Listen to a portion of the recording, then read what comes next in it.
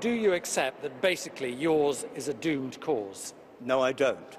First of all, by the way, I should put you right. There are two types of Conservative MP as far as HS2 is concerned, or three types, I suppose. One who supports it, the others who are dead against it in principle, which I am not, because I'm afraid I think we do need extra lines north and south, but those, and I'm in that camp, of people who believe it's completely the wrong route. It's blighting homes, it's blighting lives, and to some degree blighting the environment unnecessarily. Okay, so how many are there in those two latter categories, opposed to in principle and opposed to the route? Well, I think you're going to have to ask the government whips that question, because they'll have done the analysis.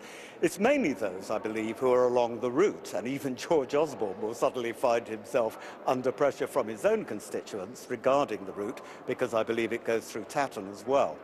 But I believe the route is fundamentally wrong. In Europe, they run the route alongside existing transport corridors, such as motorways or existing railway lines. In this instance, it's going through beautiful countryside. Yeah, but even if they run it through an existing motorway corridor, that is going through someone's constituency. And at the end of the day, your argument basically boils down to not in my backyard. My argument comes down to there's a right way of doing it and there's a wrong way of doing it.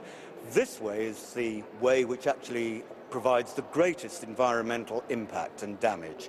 And I think it's been adopted from the Labour proposal simply in a rush to get the legislation through in this Parliament.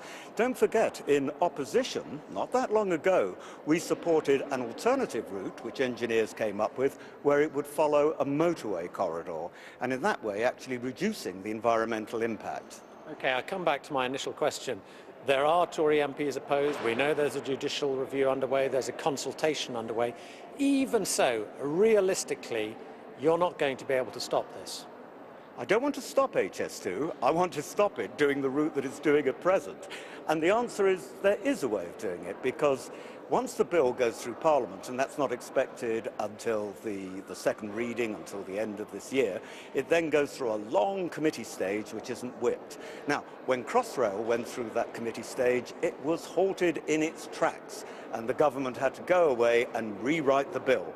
I'm hoping that the committee will be persuaded that this isn't the right way to route HS2.